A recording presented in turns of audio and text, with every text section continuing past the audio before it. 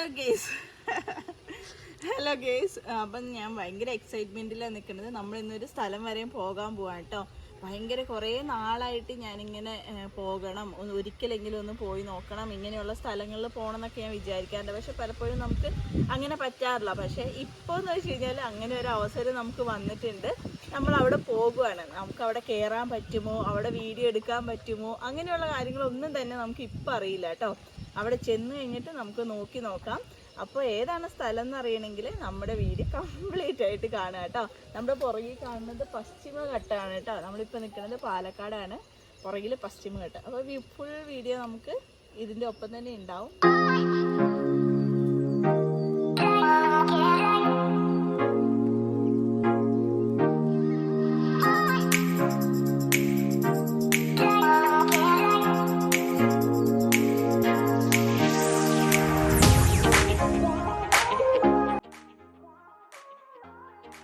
നമ്മളുണ്ടല്ലോ സ്ഥലത്ത് എത്തിയിട്ടുണ്ട്. ഇതെന്ന് പറയുന്നത് തേനാരി എന്ന് പറയുന്ന ഒരു നെയ്ത്ത് ഗ്രാമമാണ്.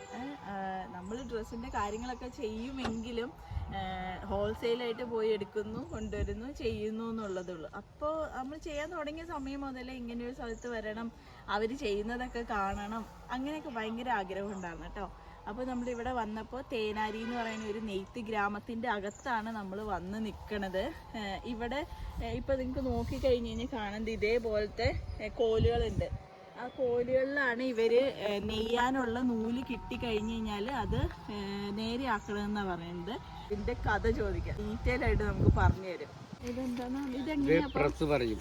ഇതിൽ തന്നെ ഇതാ ഈ ക്യാപ്പിൽ കളയിട്ടിട്ട് നെയ്ത് അല്ലേ? പാവ് ഇവിടെ ഉണ്ടാക്കുന്നില്ലേ, ഇതിനെന്തെന്ന് പറയണ പാവ് ഉണ്ടാക്കും. പാപ്പറമ്പ്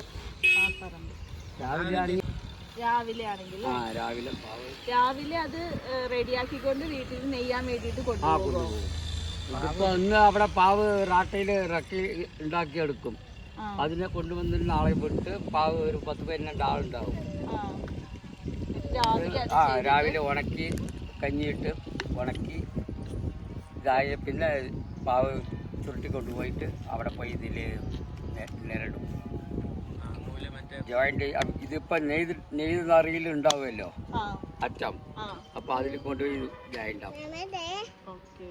ഇതിപ്പോ ഇതിന് നമ്മൾ കോരിക്കണം. ഇനി പോയിട്ട് ഇത് കേട് വന്ന കാരണം ഇത് മേടിക്കാൻ പോയതാണ്. ശരി, ഈയനൊരു വീട്ടിട്ടാട്ടോ പോണത്. അപ്പം ഇതിൻ്റെയൊക്കെ ഒരു മെയിനായിട്ടുള്ളൊരു ചേട്ടനാണ്. അപ്പോൾ ആ ചേട്ടൻ നമുക്ക് ഇതിനെക്കുറിച്ചൊക്കെ കഥ പറഞ്ഞു തരുന്നതാണ് പറഞ്ഞത്. അപ്പോൾ നമുക്കത് പോയി നോക്കാം.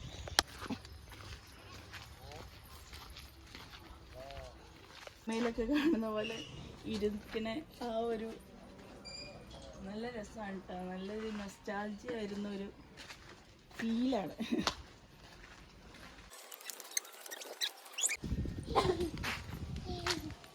ഇപ്പോൾ വന്നപ്പോൾ ഉച്ചയായി. അവർ രാവിലെയാണ് നൂലൊക്കെ ആ കാണിച്ചെന്ന സാധനമില്ല പാവ് എന്ന് പറയണത്, അവിടെ കൊണ്ടുപോയി അവർ ലെവലാക്കി കഞ്ഞിയൊക്കെ മുക്കി ഉണക്കി ഇനി അവർ നേരെ നെയ്യാൻ വേണ്ടിയിട്ട് കൊണ്ടുവരികയാണ് ചെയ്യണത്.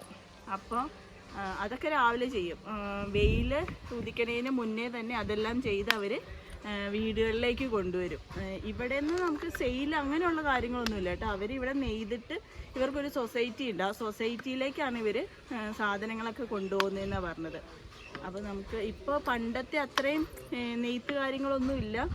ഇപ്പം മെഷീൻ ആയതുകൊണ്ട് തന്നെ ഒരു ഡ്രസ്സ് ചെയ്യാനുള്ള എഫേർട്ടും ഒരു മെഷീനിൽ എടുക്കണ എഫേർട്ടും രണ്ടും രണ്ടാണെന്ന് നിങ്ങൾക്ക് അറിയാമല്ലോ. അപ്പോൾ അതേപോലെ ആയതുകൊണ്ട് നമുക്ക് തീരെ കുറവാണെന്നാണ് പറഞ്ഞത്. ജസ്റ്റ് ഒന്ന് നോക്കി നോക്കാം. വന്ന നൂല് നമ്മൾ തമിഴ്നാട്ടിൽ കോയമ്പത്തൂർ ഇരുന്ന് മേടിക്കുകയാണ്. അത് കൊണ്ടുവന്ന് സൊസൈറ്റിയിൽ കൊണ്ടുവന്ന് അതിനെ ചായ മുക്കിയാണ് കളർ ഉണ്ടാക്കണം. അത് നമ്മുടെ സൊസൈറ്റിയിൽ വെച്ച് തന്നെ കളർ ഉണ്ടാക്കി കൊടുക്കും മെമ്പർമാർക്ക്. എന്നിട്ട് അത് കൊണ്ടുവന്ന് പിന്നെ ആ നൂലിന് താല് ചുറ്റും. അതായത് ഈ സാധനം ഇത് ചെറുത് നെയ്യാനുള്ളതാണിത്. ഇതിലിട്ട് അതെ ഇതിനെ കയറ്റിയിട്ട് ഇങ്ങനെ ഉണ്ട് ഉണ്ടാക്കണം. അതെ അതെ അത് നമുക്ക് സാരി ഉണ്ടാക്കണം പറഞ്ഞാൽ അതിനുള്ള പാവ് അതിവിടെ കോയമ്പത്തൂർ മറ്റേ ഈറോഡ് സേലം അവിടെയൊക്കെ കിട്ടും അതിൻ്റെ പാവ്. പിന്നെ ഈ പാവ് എന്ന് പറയുന്നത് ഈ നൂലിനെയാണ് നമ്മള് പാവ്. ഈ നൂലാണ് ഇത് നമുക്ക് നൂലായി കൊണ്ടുവരുന്ന ഇത് പാവ് ഉണ്ടാക്കി ഇതിൽ പശ കൊടുക്കണം. ഇത് പശ കൊടുത്താലേ നമുക്ക് ഇത് ചെയ്യാൻ പറ്റുള്ളൂ. അതെ, ഇതിപ്പോൾ പാവ് ഇന്ന് ഉണ്ടാക്കുകയാണ്. അതുപോലെ ഒരാളുടെ അടുത്ത് പാവ് ഉണ്ടായിക്കൊണ്ടിരിക്കുന്നുണ്ട്. അതെ, അപ്പോൾ ഇനി അത് നാളെ കാലത്ത് പാവ് ഇവിടെ പറമ്പിൽ കൊണ്ടുപോയി അതിൽ വിട്ട് പശ കൊടുത്ത് ഉണക്കി കൊണ്ടുവന്ന് ഒട്ടിക്കല്ലേ. ഇത് നമ്മളിപ്പോ അവിടെ വെച്ചൊരു ചേട്ടനെ കണ്ടില്ലേ, അപ്പൊ അന്നേരം ആ ചേട്ടന്റെ കയ്യിൽ ഇരുന്ന സാധനം ഇവിടെ അവര് ഫിറ്റ് ചെയ്താണ്. അതിന്റെ ഉള്ളിട്ടാണ് നൂലിന് കയറ്റിയിടുന്നത്. നമുക്ക് എപ്പോഴും കൈത്തറി ചെയ്യുമ്പോഴത്തേക്ക് ഏറ്റവും ക്വാളിറ്റി ഉള്ളതാണ് കിട്ടുന്നത്. പക്ഷെ ആ പണ്ടത്തെ ആ പ്രൗഢി എന്ന് പറയുന്നത് ഇവർക്ക് ആ ചെയ്യുന്ന ജോലിക്ക് ആ ഒരു ഇത് കിട്ടണില്ലല്ലേ ഇപ്പൊ. നമ്മള് ഈ സാധനം ഉണ്ടാക്കുന്നതിനനുസരിച്ചുള്ള കൂലി പോരാ. അതാണ് ഇപ്പൊ കുറഞ്ഞു വന്നതല്ലേ. കാരണം ഇത് രണ്ടാള് പണി ചെയ്യണം ഒരു ദിവസം. ഇതിപ്പോൾ രണ്ടാൾ വേണം, ബാക്കി ഭർത്താവും രണ്ടുപേരും ചേർന്നാൽ ഒരു 3 മുണ്ടും ഇതുപോലെ 3 ഉണ്ടാക്കാം. ഈ സാധനം ഈ 3 ഉണ്ടാക്കണമെങ്കിൽ നമുക്ക് കിട്ടുന്ന കൂലി തുച്ഛമായ സൊസൈറ്റിയിൽ ഇപ്പോൾ കിട്ടുന്നുണ്ട്. ഈ തുച്ഛമായ കൂലി ഒരു ദിവസം അപ്പൊ നമുക്ക് എത്രണ്ണം വരെ ഉണ്ടാക്കാൻ പറ്റും? 3 വരെ ഉണ്ടാക്കാം. അതിന്റെ മേഖല 3 ഉണ്ടാക്കാം. ഒരു കാവ്യമുണ്ട് നമുക്ക് ഒരു ദിവസം ഒരു 3 വരെയാണ് നമുക്ക് നെയ്തെടുക്കാനായിട്ട് പറ്റുന്നത്. അതിന് വേണ്ടി വരുന്ന എഫേർട്ട് എന്ന് പറയുന്നത് ചെറുതൊന്നുമല്ല, ഒരു വലിയ എഫേർട്ട് തന്നെയാണ്. അത് ഫാമിലി മൊത്തത്തിൽ ഭാര്യയും ഭർത്താവും ഒരുമിച്ച് ഇരുന്നിട്ട് വേണം ചെയ്യണം. ഈ പാവ് ഉണ്ടാക്കണമെങ്കിൽ സൊസൈറ്റിയിൽ നിന്ന് നൂല് മേടിച്ചിട്ട് വന്ന് അത് ഈ വലിയ താരുണ്ടാക്കണം. പാവുണ്ടാക്കാനുള്ള നൂല് ചുറ്റി അത് വലിയ തുന്നുണ്ടാക്കി പാവുണ്ടാക്കി അതിന് ഉണക്കം ഈ പാവുണ്ടാക്കുന്ന റാട്ടയിൽ വലിയത് അത് ചുറ്റി ഇവിടെ കൊണ്ട് പട കൊടുത്ത് പിന്നെ അതിനെ കൊണ്ടുവന്ന് ഇതിൽ അത് അവിടെ 10 ആൾ പണി ചെയ്യണം. അപ്പോൾ അതിന് കൂലി, ഈ പാവുണ്ടാക്കാൻ കൂലി, ഈ ഒട്ടിക്കാൻ കൂലി. അപ്പോൾ ഇതിൽ ഒരു 500 രൂപ കിട്ടുകയാണെങ്കിൽ അതിലൊരു 150 രൂപ വേസ്റ്റേജ് കൊടുക്കുക. നമുക്ക് ചെയ്യാൻ വേണ്ടി കൂടുന്നവർക്ക് അതിൽ നിന്ന് തന്നെ പോകും. അതിന് ഈ കൂലിയൊക്കെ കഴിച്ച് നോക്കുമ്പോൾ പിന്നെ ഇത് ഒന്നുമില്ല. അപ്പോൾ അതുകൊണ്ടാണ് ഇതാരും ചെയ്യാൻ നിൽക്കുക. പിന്നെ ചെയ്യണമെന്ന് പറഞ്ഞാൽ വേറെ അവർക്കൊരു രക്ഷയില്ല, തൊഴിൽ വേറെ ഒന്നും അറിയില്ല. ഇപ്പോൾ ഈ 50 വയസ്സ് 60 വയസ്സിന് മേലെ പോയാൽ പിന്നെ നമ്മളെന്ത് പണി ചെയ്യും? ഒരു വേറെ എന്തെങ്കിലും ഒരു പണിക്ക് പോയി അറിയണ്ടേ? അപ്പോൾ നിവൃത്തിയില്ലാതെ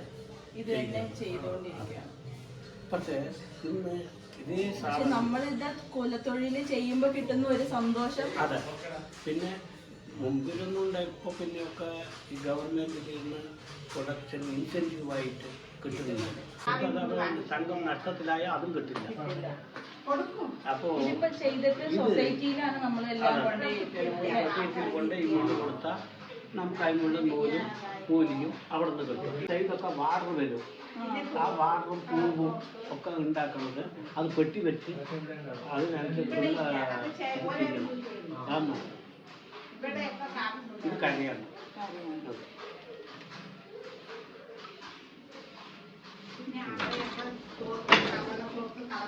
ഇപ്പോൾ കിട്ടുമ്പോഴത്തേക്കും 60/60, 80/80 എന്നൊക്കെ പറഞ്ഞാൽ അതെങ്ങനെ നമുക്ക് മനസ്സിലാക്കാൻ പറ്റുക?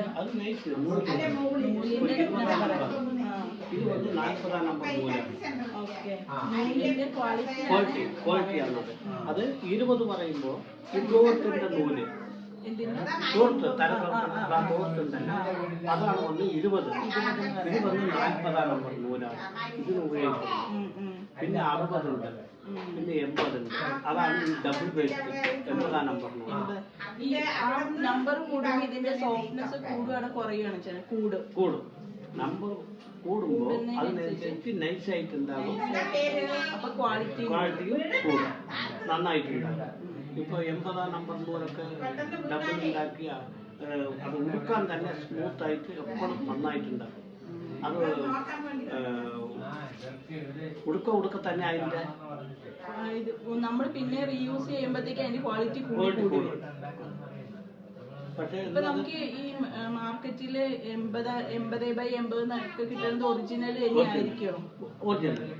പക്ഷേ ഇത് വേറെ ഉള്ള ഭാഗത്ത് പോകുമ്പോൾ ഈ പൗർണമിൽ ഈ 40 നമ്പർ നോട്ടിൽ 60 കിട്ടും, എന്നിട്ട് 80 പറഞ്ഞത്.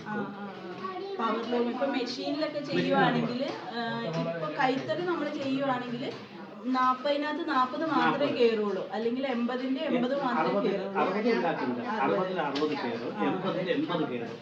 ഇത് കൈത്തറി. അതേ സമയത്ത് ഈ മിഷനറിയിലാവുമ്പോൾ മിക്സ് ചെയ്ത് വരും അത് 2 നൂലായിട്ട് വരുന്നു. അത് പിന്നെ ഇത് ഈ സാധനം തുളുമില്ല. കൈത്തറി ആണെങ്കിൽ നമ്മൾ എടുക്കണ മുണ്ടെന്ന് പറയുന്നത് എത്ര വാഷ് ചെയ്താലും അത് ഷ്രിങ്കായി പോകില്ലെന്നും, നേരെ മറിച്ച് പവർലൂമിലുള്ള മുണ്ടുകളാണെങ്കിൽ, അങ്ങനെ ചെയ്തു വരുന്ന മുണ്ടുകളാണെങ്കിൽ നമ്മുടെ ഓരോ വാഷും കഴിയും തോറും അത് ചുരുങ്ങി അതിൻ്റെ താഴെ കിടക്കണ കര എന്ന് പറയുന്നത് നേരെ നടുക്ക് വരുന്നതാണ് ആ ചേട്ടൻ നമുക്ക് പറഞ്ഞു തരുന്നത് കേട്ടോ. ഭയങ്കര ഡീറ്റെയിൽ ആയിട്ട് തന്നെ നമുക്ക് ഓരോന്നും പറഞ്ഞു തരുന്നുണ്ട് കേട്ടോ.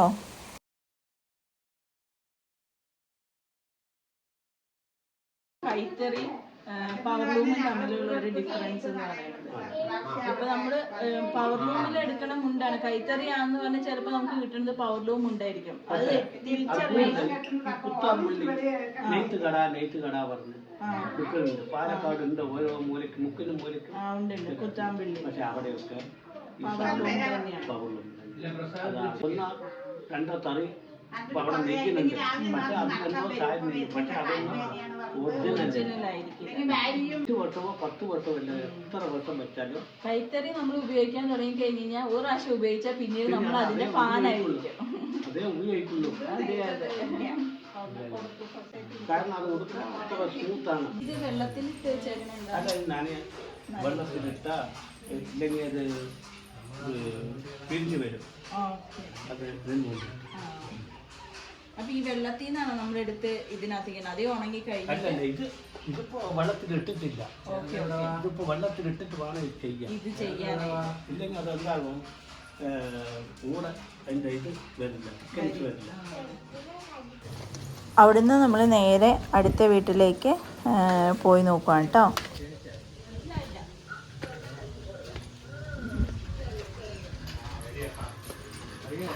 ഇതെന്താ ചെയ്യണേ? ഇതിനകത്തേക്ക് നൂലിച്ചിട്ടുള്ളതാ. ഇത് ഇങ്ങനെ ആക്കിയെടുക്കുവാണ് ഈ ചേച്ചി. ഇതിനകത്ത് ഇത് അതിന്റെ ഉള്ളിട്ട് കയറ്റിയിട്ടിട്ടാണ് അവര് നെയ്യണത്.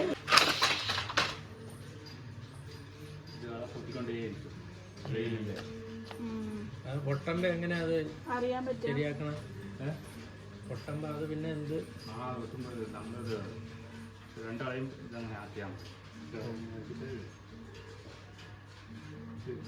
ഒരാളെ ഇങ്ങനെ ഇരിക്കുമ്പോൾ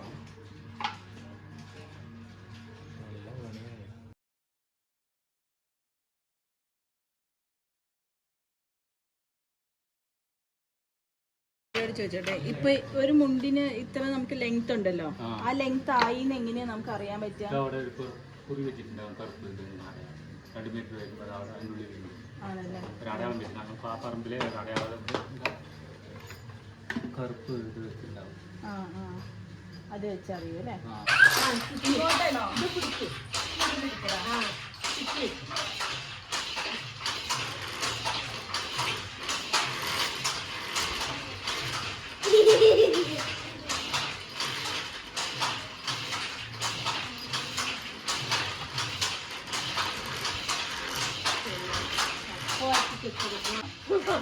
അയ്യോ, പൊട്ടിപ്പോയി. അങ്ങനെ കുഴപ്പമുണ്ടോ?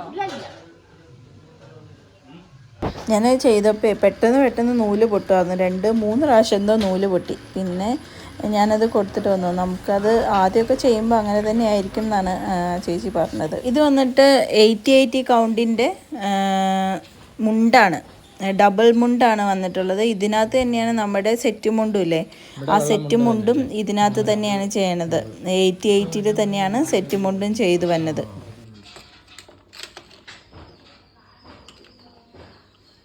ഓണം കഴിഞ്ഞിട്ട് നെയ്യാൻ തുടങ്ങിയിട്ടില്ല. ആണോ? പോണേ ഉള്ളൂ.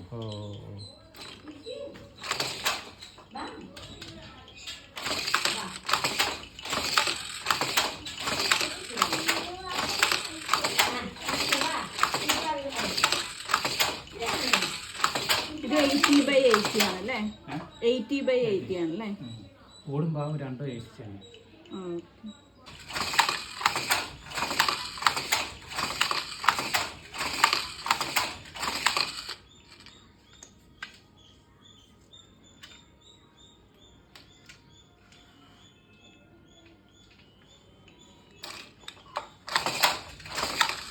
ഈ ഗ്രാമത്തിൽ മൊത്തം നെയ്ത്തുകാരായിരുന്നു കേട്ടോ ഒരു സമയത്ത്. പിന്നീട് അവർക്ക് വേണ്ടത്ര കൂലിയും കാര്യങ്ങളും ഒക്കെ കിട്ടാണ്ടായപ്പോൾ പലരും വേറെ പല ജോലികളിലേക്ക് തിരിഞ്ഞു പോയതാണ്. ഇതൊക്കെ നെയ്ത്ത് കഴിഞ്ഞതാണ്. ഇനി നമ്മളിത് സൊസൈറ്റിയിൽ കൊണ്ടു കൊടുക്കുക. 25-ാം തീയതി ഗാഡിക്ക് മാസത്തിലൊരിക്കൽ കൊണ്ടുപോകണം. ഓ, മാസത്തിൽ ഒരിക്കലാണ് അല്ലേ?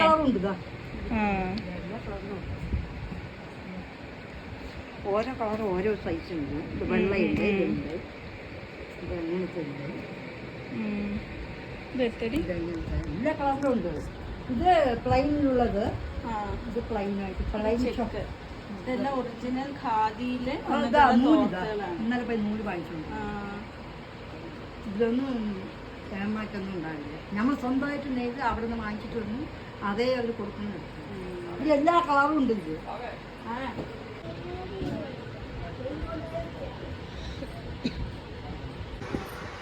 ഇനി ഇത് നെയ്യാനായിട്ട് നേരെ കയറ്റിയാ മതിയോ? ഇത് ഈ താഴെ കിടക്കണ നൂല് ഇതൊക്കെ ചുറ്റണം, ചുറ്റിക്കൊണ്ടേ. ഇതെല്ലാം പശയൊക്കെ മുക്കി എല്ലാം കഴിഞ്ഞു വെച്ചേക്കണെയാണോ? ചീനിടാം. ഓക്കെ ഓക്കെ, ഇങ്ങനെ വേണമെങ്കിൽ നമുക്ക് ഇതാണ് ഒറിജിനൽ കാണാത്തവരുടെ ഒറിജിനൽ നമുക്ക് എന്ത് കളർ വേണമെങ്കിലും അവർ ഓരോ കളർ പറയും. നമ്മൾ ഒരു പാവിൽ ഇങ്ങനെ ഇടാം. ഒരു പാവിൽ നമ്മൾ തോയി പാവ് ഇണക്കുമ്പോൾ അതിലെ ഇത് ഓടുമ്പോൾ പാവിൽ ഇങ്ങനെ ഇടും. കട്ടങ്ങൾ കിട്ടാൻ നമ്മൾ നാടാൻ മാറ്റിക്കൊണ്ട് വരുന്നുകൊണ്ടേയിരിക്കണം. കുറച്ച് നെയ്യുമ്പോൾ ഒരു 2 ഇഞ്ച് ഗ്യാപ്പ് വെച്ചിട്ട് വേറെ നീരിട്ട് കൊണ്ടേയിരിക്കണം. ഇത് അതേ പണിയായിരിക്കും. നേരമാകും നെയ്യുന്നത്. അത് ഇളയും പൊട്ടിക്കൊണ്ടേയിരിക്കുകയാണ്. ഭയങ്കര കഷ്ടമാണ്. സിംഗിൾ പാടം. നീളം കണ്ടമാനം ഉണ്ടാവും, വീതി കണ്ടമാനം ഉണ്ട്. തിരുപ്പൻ പോയിട്ടുണ്ടായിരുന്നു കുട്ടികളെ. ഡബിള് അപ്പം ചുറ്റുക പല ഇനിയും കളറുണ്ട്. ഇതിൻ്റെ ഉള്ളിൽ പൊടിക്കാറുണ്ട്, എല്ലാ കളറും ഉണ്ട്. അതൊരു കളർ പൊടിക്കാറുണ്ട്. റോസ് കളറുണ്ട്. ഞാൻ പ്രസാദിനെ വിളിച്ചായിരുന്നു.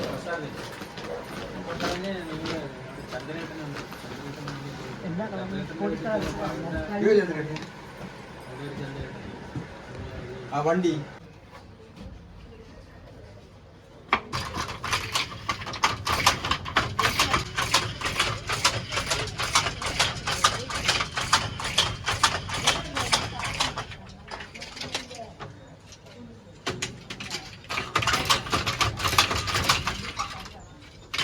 നെയ്ത്ത് ഗ്രാമത്തിലൊക്കെ പോയി വെള്ളമുണ്ട് ഉണ്ടാക്കണത് നമ്മൾ കണ്ടു, കാവ്യമുണ്ട് ഉണ്ടാക്കണത് കണ്ടു, അതേപോലെ തന്നെ തോർത്ത് എല്ലാം ഖാദിയുടെയാണ് കേട്ടോ.